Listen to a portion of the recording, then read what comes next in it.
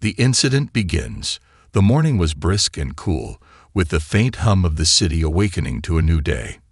Marcus Carter, a seasoned FBI agent with years of field experience, was sipping on his coffee in the driver's seat of an unmarked SUV, parked near the downtown conference center. His mission was to oversee security for an international summit featuring world leaders and diplomats. Dressed in casual attire to avoid drawing attention, jeans, a dark hoodie, and comfortable sneakers, Marcus was the embodiment of understated authority. As he scanned the area, he noted the security teams bustling around the perimeter. Police officers stood at their posts, armed and ready, while security checkpoints managed the growing crowd. Everything seemed routine. However, Marcus's instincts, honed over 2 decades of fieldwork, told him to stay alert. In his line of work, danger often arrived unannounced. He stepped out of his SUV and began his discreet patrol. His eyes moved methodically, scanning every corner for anomalies. The buzz of the crowd and the hum of nearby conversations filled the air, but Marcus tuned it out, focusing solely on his mission. As Marcus rounded a corner near a side alley, his presence caught the attention of Officer Karen Mitchell, a veteran cop stationed nearby. Karen, a middle-aged officer with years of experience under her belt, prided herself on being a no-nonsense enforcer of the law. Despite her lengthy tenure, she harbored biases she had never confronted, biases that shaped her perception of the world and the people in it. Karen's sharp eyes locked onto Marcus. To her, his casual clothing and purposeful movements seemed suspicious. Worse, his appearance didn't match her internal, unspoken expectations of someone with authority. Who is this guy? Why is he wandering near the restricted area? She muttered to herself, her mind already jumping to conclusions. Her hand instinctively moved to her radio, but instead of calling for backup or verifying his credentials, she decided to handle the situation herself. Approaching Marcus, her boots echoed against the pavement, her presence demanding attention. "You there?" she barked, her tone sharp and authoritative. Marcus turned, his calm demeanor betraying no hint of the annoyance bubbling beneath the surface. "Yes, officer. How can I help you?" Karen crossed her arms, her eyes narrowing as she scrutinized him. "This is a restricted area. Civilians aren't allowed to loiter here. I need you to leave." Marcus held her gaze, his professionalism unwavering. "I'm not loitering, officer. I'm conducting the security sweep for the conference." Karen's brows furrowed. "Security sweep? By whose authority? You don't look like law enforcement, and I don't see any identification. Do you have credentials?" Marcus reached for his wallet, pulling out his badge and ID, which clearly identified him as an FBI agent. He handed it to Karen, his movements deliberate and unthreatening. Karen barely glanced at the badge before thrusting it back at him. "Anyone can fake an ID. I don't have time for games. Leave this area now, or I'll have to remove you myself." A murmur of disbelief escaped Marcus's lips. He knew better than to escalate the situation, but he also understood the weight of his position. "Officer Mitchell," he said, reading her nameplate, "I understand your concerns, but I assure you I'm here as part of the security team. If you'd like, I can call my supervisor to clarify." Karen's expression darkened. "You think you can tell me how to do my job?" she snapped. "You don't belong here. People like you always think you're above the rules." Marcus froze at her words. There was no mistaking the venom in her tone or the prejudice underlying her statement. He took a slow breath, choosing his next words carefully. "Officer, I respect your duty to ensure safety, but your assumptions about me are misplaced. I am here to do my job, just like you." But Karen wasn't listening. Her frustration had boiled over into anger, and she saw Marcus's calm demeanor as defiance. "Don't patronize me," she hissed, her hand resting on the holster at her hip. "You're acting suspicious, and I'm not going to stand here and argue. You have 10 seconds to leave." Marcus's patience wore thin. "I'm afraid I can't do that, officer. This area needs to be secured for the summit, and I won't abandon my post because of a misunderstanding." Karen's hand twitched, and before Marcus could react, she drew her gun and aimed it at him. Gasps rippled through the small crowd of onlookers that had gathered, their phones raised to capture the unfolding drama. The tension in the air was palpable, like the charged silence before a thunderstorm. "Get on your knees," Karen shouted, her voice quivering with a mix of anger and fear. "Now." Marcus raised his hands slowly, his movements measured to avoid provoking her further. "Officer, I need you to calm down," he said, his voice steady despite the gravity of the situation. "This is unnecessary. Let's de-escalate." Karen's grip tightened on the weapon. "I'm giving you one last chance. On your knees." The scene was surreal. Here was Marcus Carter, a man who had faced down armed fugitives and diffused high-stakes crises, being treated like a criminal on the street, simply because of the color of his skin and the biases of an officer who refused to listen. With his hands still raised, Marcus spoke again. "I'm calling my supervisor. This will be sorted out quickly." He slowly reached into his pocket, pulling out his phone. Karen's voice grew even more frantic. "Don't you dare make a call. Put the phone down now." Ignoring her, Marcus dialed the number of Sheriff Davis, a trusted colleague who was coordinating with local law enforcement. The call connected almost immediately. "Davis here," the voice on the other end said. "Sheriff, this is Marcus Carter. I'm at the conference site, and there's been an incident with one of your officers. I need you here immediately." Davis's tone turned serious. "Hang tight, Marcus. I'm on my way." Marcus ended the call and lowered his phone, keeping his eyes on Karen. "Sheriff Davis is coming. Let's resolve this without any further escalation." Karen's face contorted with rage. "You think calling the sheriff will save you? You're nothing but a liar trying to intimidate me." The sound of approaching sirens cut through the tension, signaling the arrival of Davis and his team. As the patrol car came to a stop, Sheriff Davis stepped out, his face a mask of professionalism tempered by concern. "What's going on here?" Davis demanded, his eyes moving between Karen and Marcus. Karen straightened, her gun still in her hand. "I caught this man loitering near the restricted area. He refused to comply, and he's acting suspicious." Davis's gaze settled on Marcus, then shifted to Karen's weapon. "Put the gun down, Karen. Now." Karen hesitated, confusion and frustration warring on her face. "Chief, I was just doing my job." "Put it down," Davis repeated, his voice leaving no room for argument.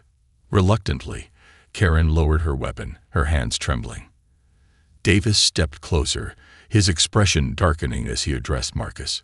"Agent Carter, I'm so sorry this happened. Are you okay?" Marcus nodded, though the tightness in his jaw hinted at his frustration. "I'm fine, Sheriff, but this situation needs to be addressed."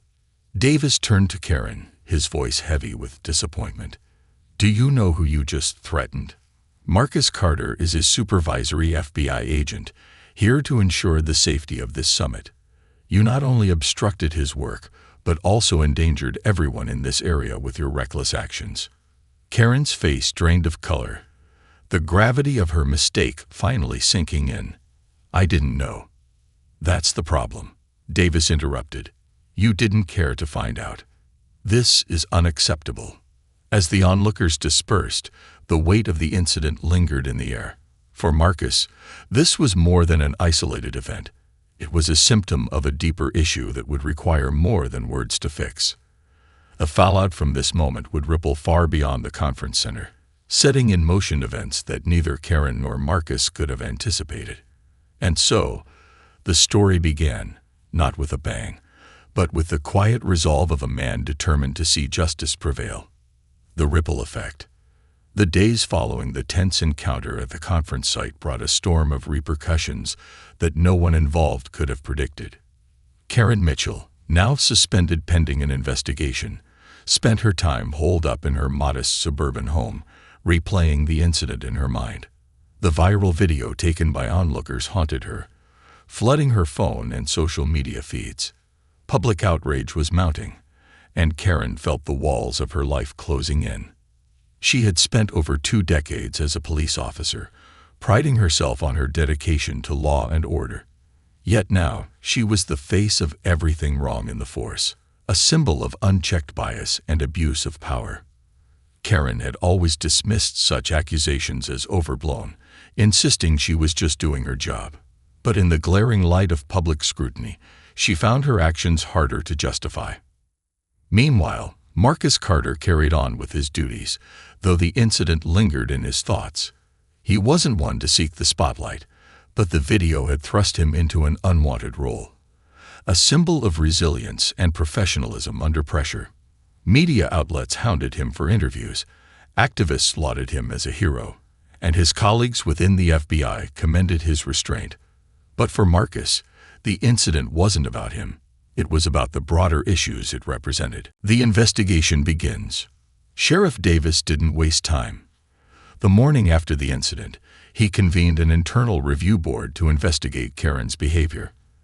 The video evidence was damning, but Davis insisted on a thorough examination of Karen's record.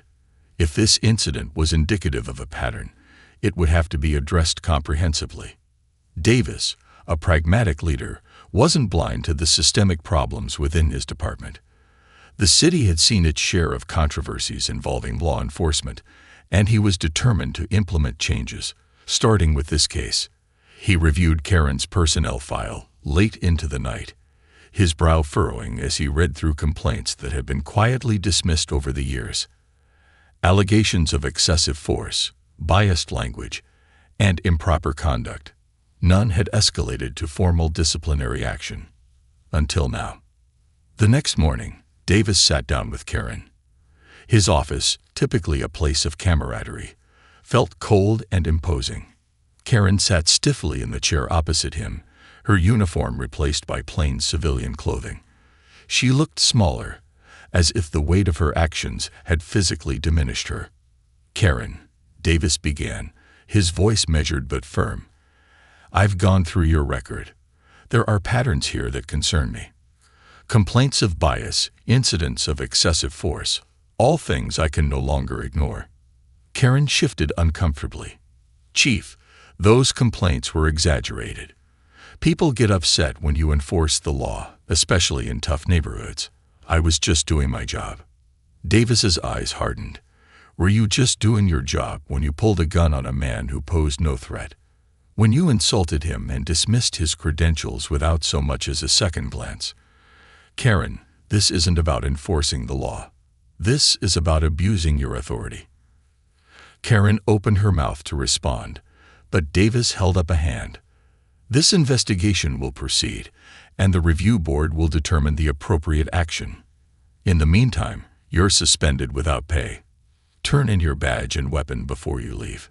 Karen's face fell, but she complied. As she placed her badge and gun on Davis's desk, the reality of her situation began to sink in. Her career, her reputation, and her sense of identity were unraveling. Marcus faces the spotlight. Marcus Carter had no time to dwell on the fallout. The international summit was days away, and his focus remained on ensuring its success. Yet the incident with Karen loomed over him like a shadow, amplified by the relentless attention it garnered. During a rare moment of downtime, Marcus's phone buzzed with a call from his supervisor, Deputy Director Elena Ramirez. Ramirez was a sharp, no-nonsense leader who had mentored Marcus throughout his FBI career. "Marcus," Ramirez said, her tone both concerned and proud, "I've been following the situation. First, let me say how impressed I am with how you handled yourself. That kind of professionalism isn't easy in a high-stress situation." "Thank you, ma'am," Marcus replied. "I just did what I thought was right." Ramirez hesitated before continuing. "The Bureau wants to issue a public statement of support for you, but we're aware that could draw even more attention. I wanted to get your input before moving forward." Marcus thought for a moment. "I appreciate the support, but I prefer to keep the focus on the work we're doing here. This incident is a symptom of larger issues, and I don't want it to distract from the mission." Ramirez nodded on the other end of the line. "Understood. Just know that we've got your back."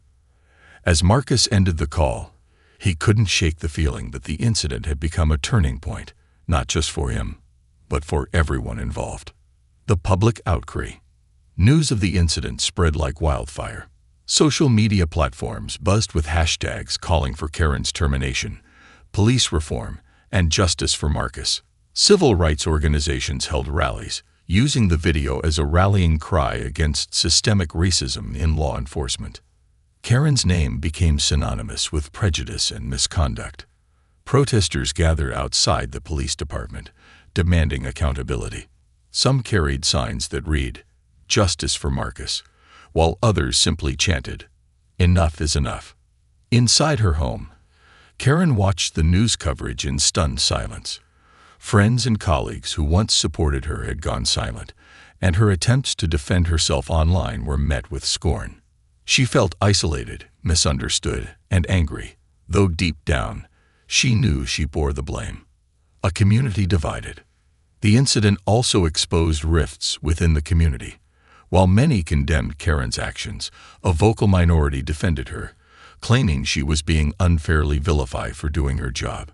Heated debates erupted online and in public forums, highlighting the broader tensions between law enforcement and marginalized communities. Sheriff Davis found himself at the center of the storm. As reporters bombarded him with questions, he worked tirelessly to address concerns, vowing to implement reforms. He announced mandatory bias training for all officers and promised a thorough review of department policies.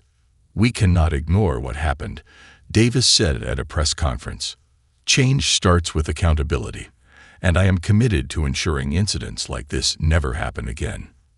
The cost of bias. For Marcus, the incident was a stark reminder of the challenges he faced as a black man in law enforcement. Despite his rank and credentials, he had been reduced to a stereotype in the eyes of someone who should have been his ally. Late one evening, Marcus sat in his hotel room, reflecting on the event. His phone buzzed with a message from his wife, Lisa, a lawyer and his greatest confidant.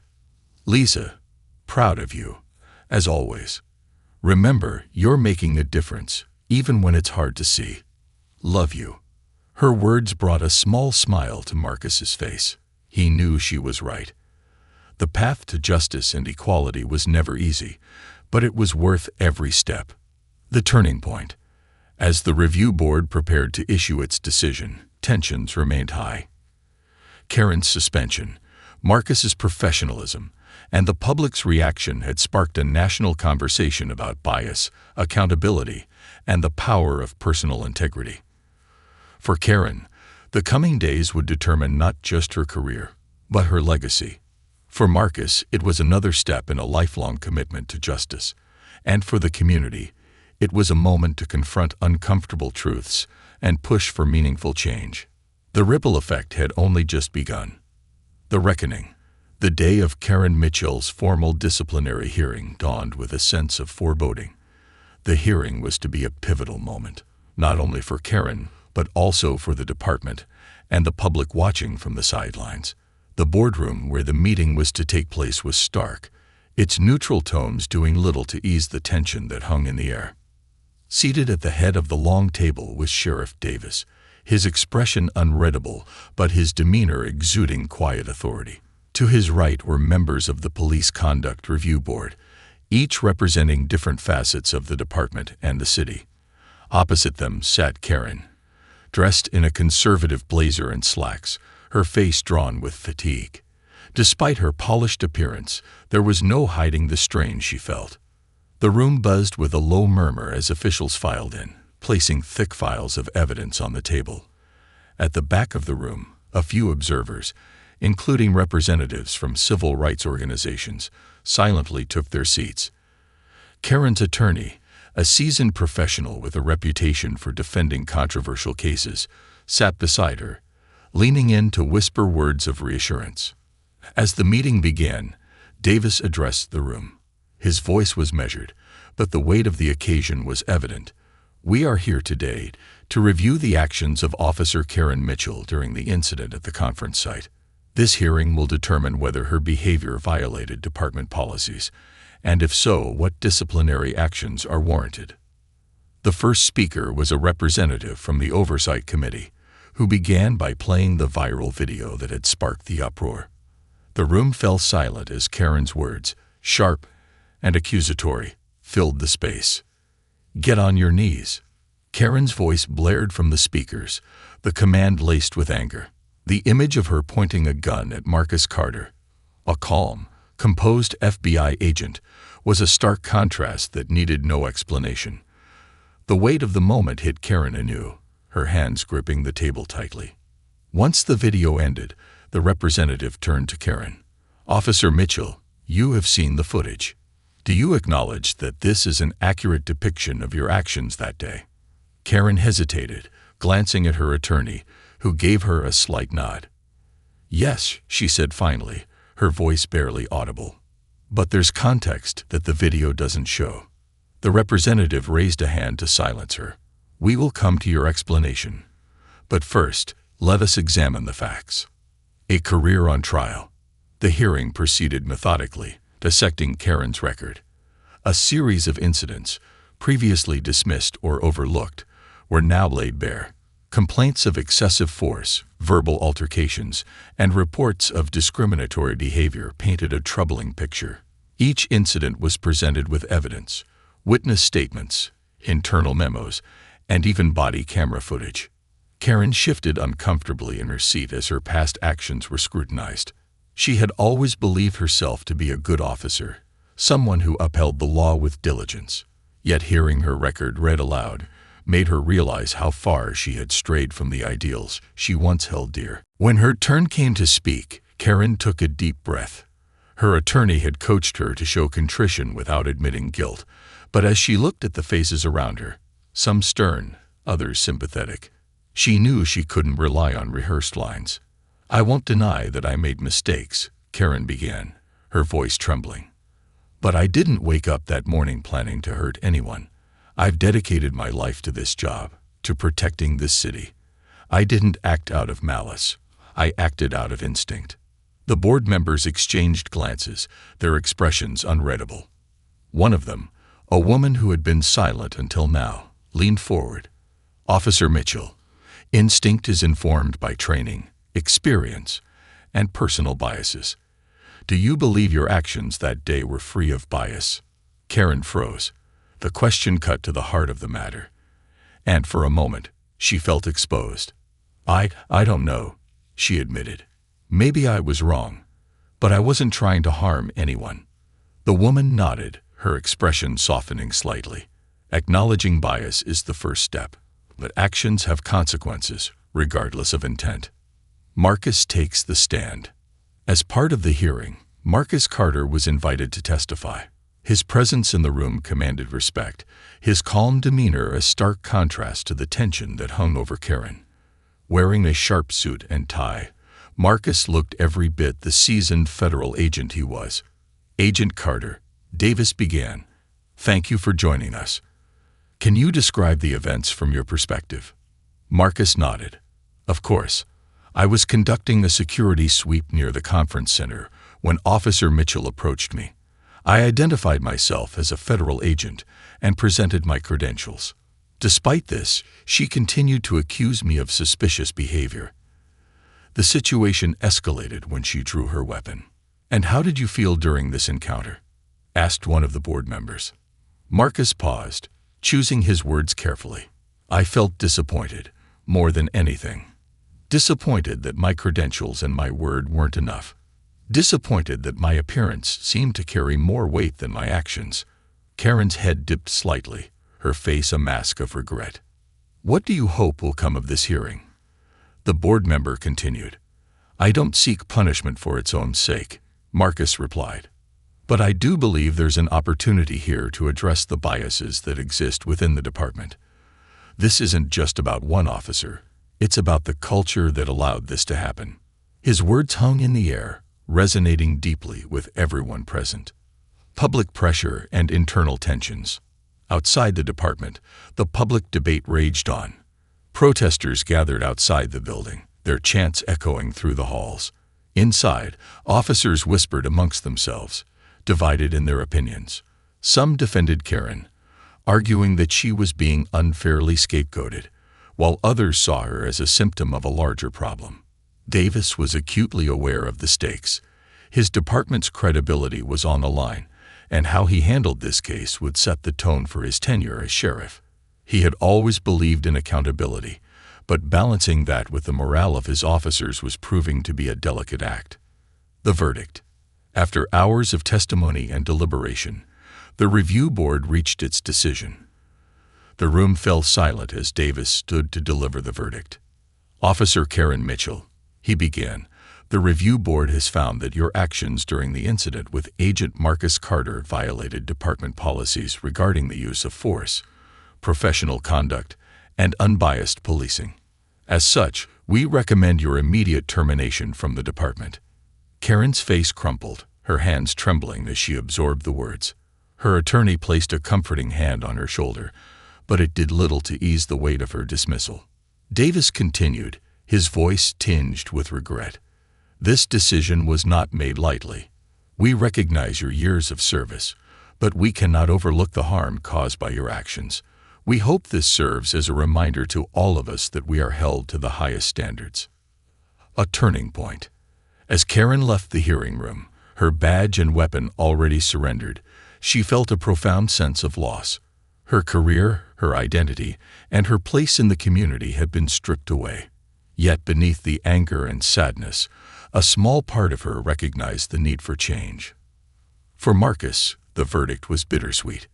He hadn't wanted anyone to lose their livelihood, but he knew the importance of accountability.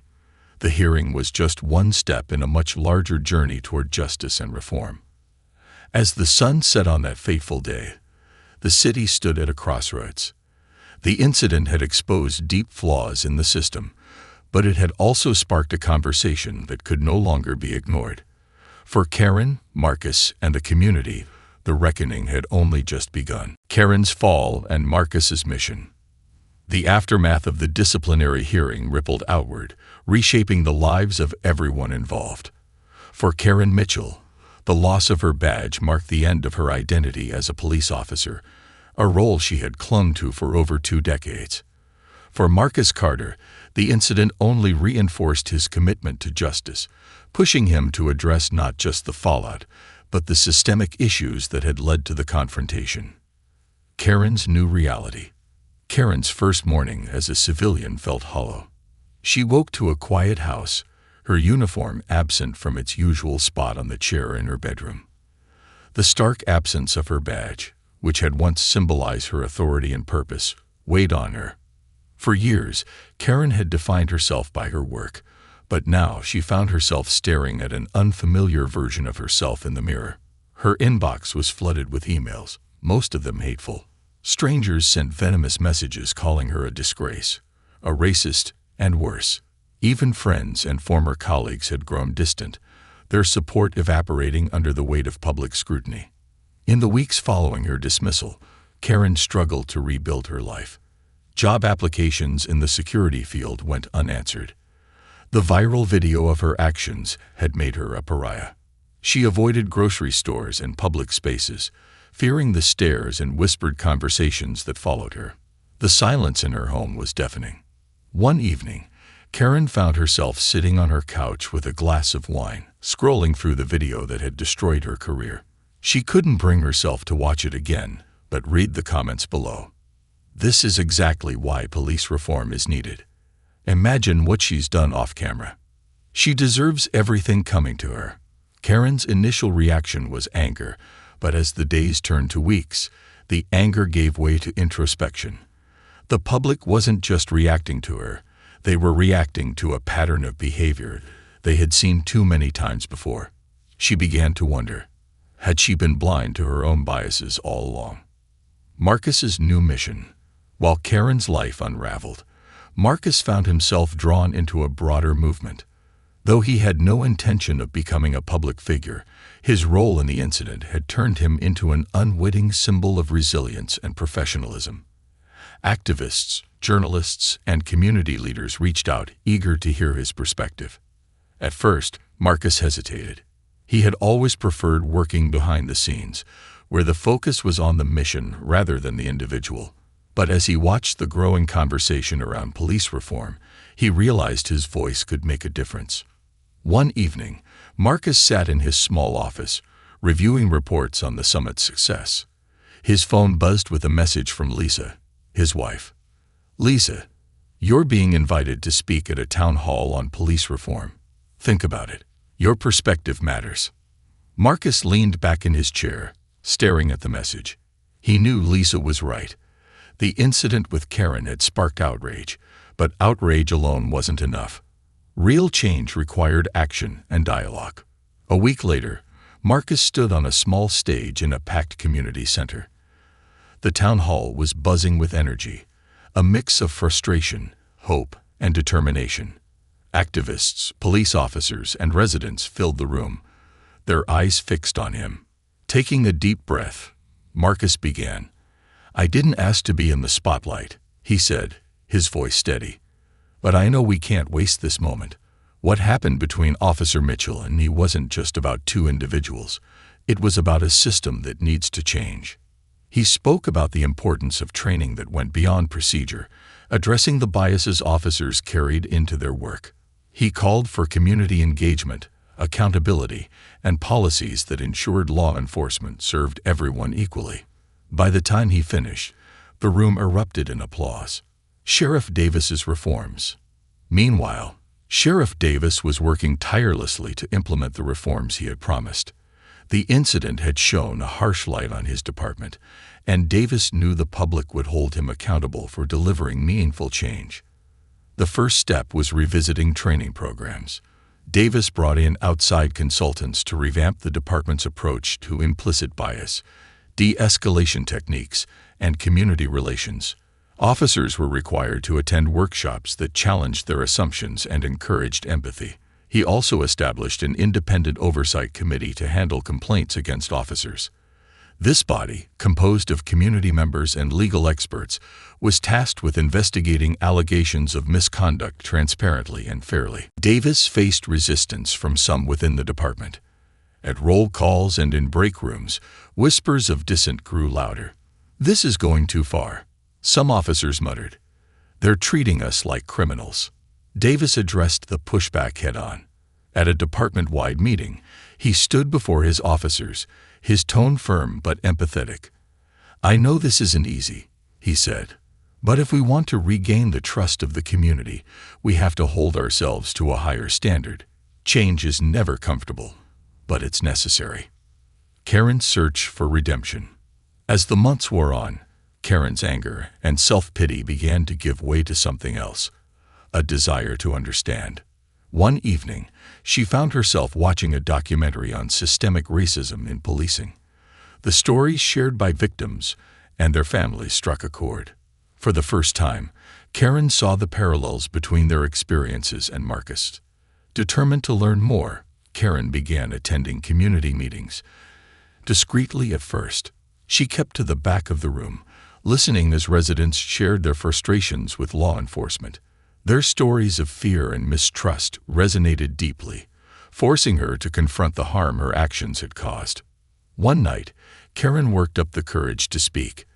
"I'm not here to make excuses," she said, her voice shaking.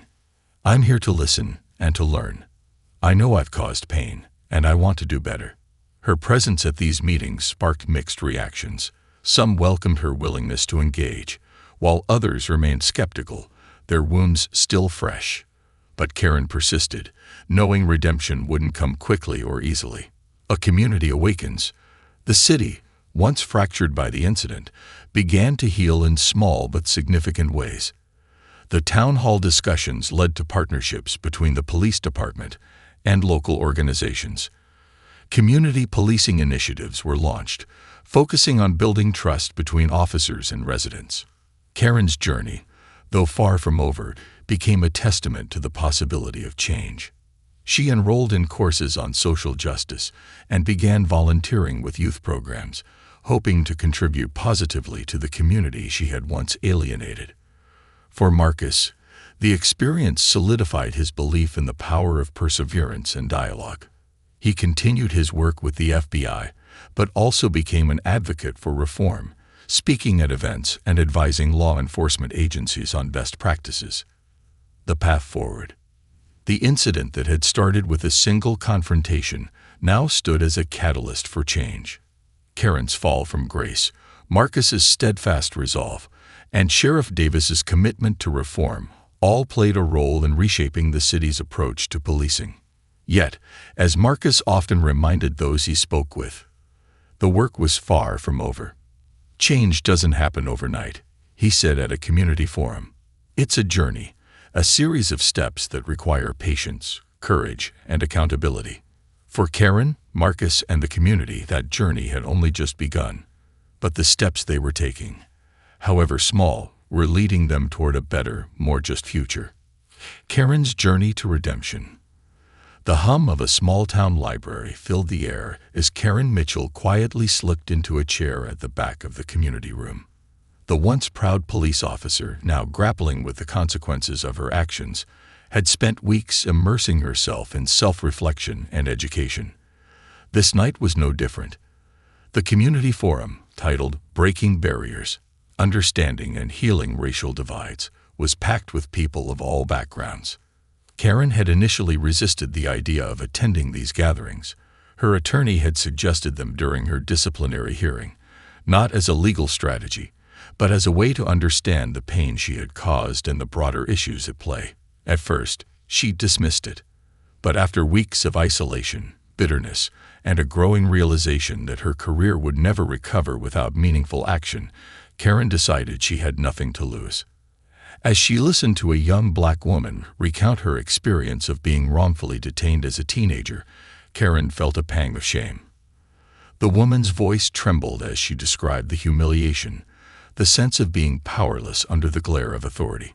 Karen realized how easily she could have been the officer in that story, blind to the humanity of the person standing before her. The first step. After the meeting ended, Karen lingered, unsure whether to approach the speakers or leave quietly. Gathering her courage, she walked up to the young woman who had spoken so powerfully. "Hi," Karen said, her voice tentative. "I just wanted to thank you for sharing your story. It really opened my eyes." The woman, whose name tag read Alyssa, looked at Karen with a mixture of curiosity and caution. "Thanks," Alyssa replied. "Why are you here, though? You don't seem like the usual crowd." Karen hesitated, then decided to be honest. "I used to be a police officer. I made a mistake, a big one, and I'm trying to learn from it." Alyssa's eyes widened slightly, but she didn't turn away. Instead, she asked, "What are you trying to learn?" "That my job wasn't just about enforcing the law," Karen admitted. "It was about serving people, and I failed at that. I let my assumptions get in the way. I'm here because I need to understand what I missed." Alyssa studied Karen for a moment before nodding. "Understanding's a start, but what are you going to do with it?" Karen didn't have an answer yet, but the question stayed with her. Marcus's push for reform. Meanwhile, Marcus Carter found himself busier than ever. His FBI responsibilities continued, but his role in advocating for police reform had expanded. He had been invited to join a citywide task force aimed at rebuilding trust between law enforcement and the community. Marcus agreed, knowing it was an opportunity to influence real change. The task force meetings were often tense.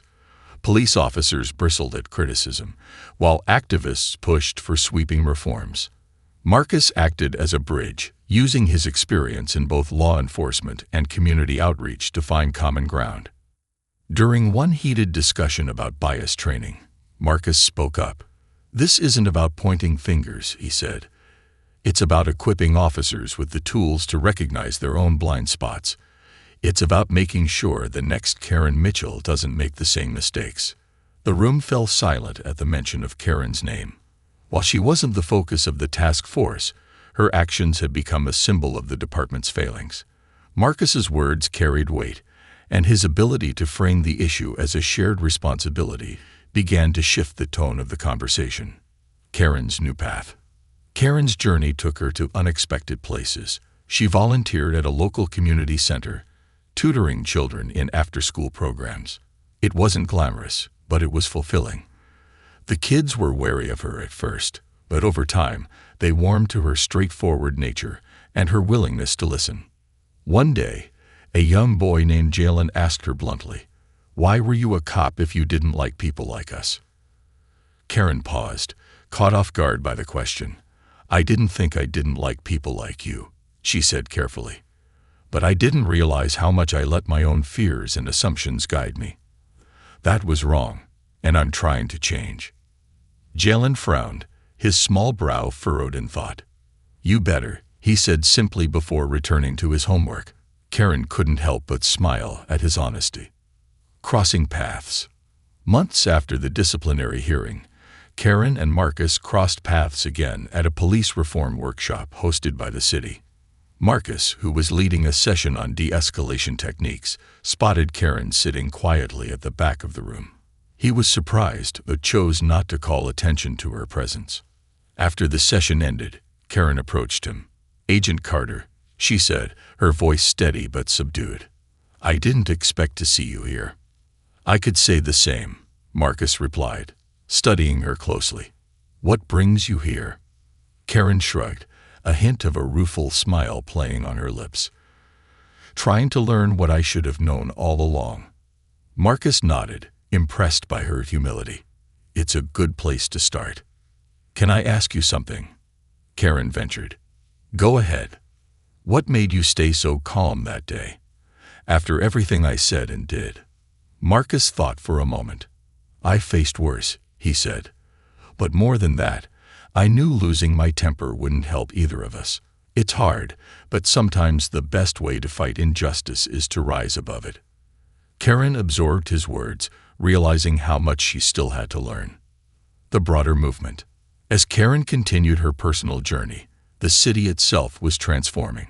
Sheriff Davis's reforms were beginning to take hold. Bias training became mandatory, and a community oversight board was established to review complaints against officers. The department also introduced neighborhood liaison officers who worked directly with residents to build trust. While change was slow, the impact was tangible. Marcus saw the difference during his daily interactions with local law enforcement. Officers who once dismissed his critiques were now more open to feedback, and the community's perception of the police began to shift. Karen, too, found a small measure of redemption. Her efforts to engage with the community didn't erase her past mistakes, but they demonstrated her commitment to change. She became a quiet advocate for reform, speaking at schools and community events about the importance of empathy and accountability. Looking ahead, one evening, Marcus and Karen found themselves at the same community event, a panel discussion on the future of policing. After the event, they spoke briefly. "You've come a long way," Marcus told her. "So have you," Karen replied. "I guess we both have something to prove." Marcus smiled. "It's not about proving anything. It's about doing the work." Karen nodded, understanding the truth of his words.